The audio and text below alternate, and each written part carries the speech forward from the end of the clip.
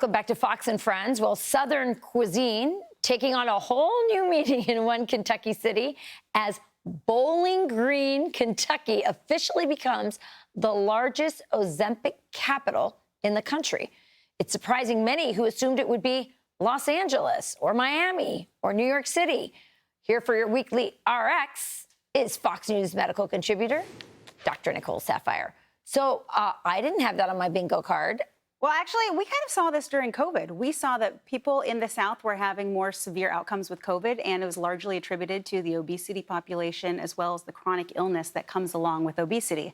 So it's really no surprise that we're seeing increased rates of these GLP-1 agonists down in the South, where we know we have more chronic illness. Unfortunately, what we see when it comes to these GLP-1 agonists like Wegovy and Ozempic and Mounjaro and the others is that 2/3 are actually using this medication for chronic illness, cardiovascular disease, diabetes, and only 1/3 are using it for weight loss. But isn't that a little bit backwards? Shouldn't we be using these medications for weight loss more so we can prevent that chronic illness from starting? Patients who have obesity or overweight cost the country about 3 times more in healthcare bills every single year. So my mantra is always prevention. So we want to prevent these medical diseases. It seems, I understand your rationale there, but I understand that the studies done on the rats, they got thyroid cancer.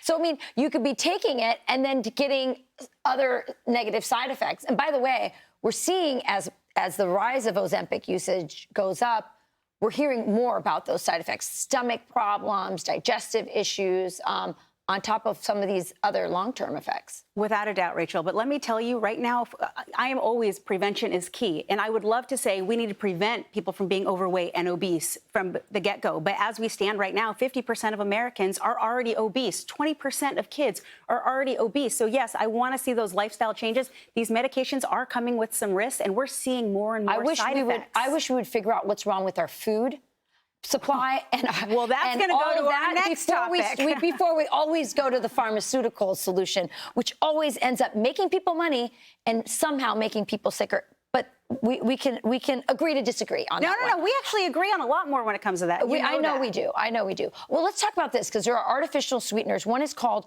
erythritol, and they're saying that it could elevate heart disease risk.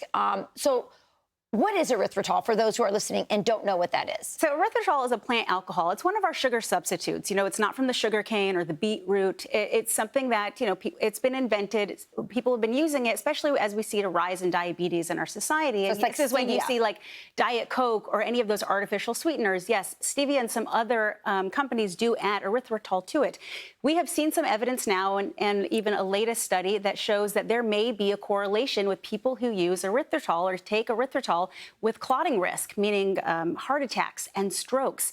It's enough data at this point that makes me pause. I've never really been a fan of sugar substitutes. I don't even really cook with a lot of sugar in general. But for me, I like to use more natural ways to sweeten things like ginger, rosemary, maple syrup, pure maple syrup, and honey. Of course, if you're diabetic, you have to work with a nutritionist for your glycemic control. But I personally am not a fan of these artificial sweeteners. I'm sorry, Pete. I know you loved your Diet Mountain Dew, but I don't love it. We should try to get away from that. Just drink some water. I'm with you on maple syrup and honey. The more natural, the better. Speaking of natural, the better. Your social media has a lot of great natural tips. I encourage people to go to it. I go to it to get some good tips on how to keep things natural and stay healthy. Thanks so much. You got it. I'm Steve Ducey. I'm Brian Kilmeade. And I'm Ainsley Earhart. And click here to subscribe to the Fox News YouTube page to catch our hottest interviews and most compelling analysis.